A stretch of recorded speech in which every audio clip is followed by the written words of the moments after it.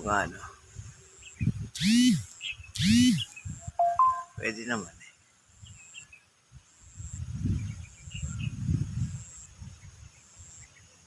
Ngayon, ulitin ko, di ba? At least, yan. Nakikita niya, di ba? Ang paligid. Parang ano ko lang. Ito lang kaya kong kunan ngayon kasi umualan nga sa mga panahon. Bagyo eh. Kanina umulan na nga eh.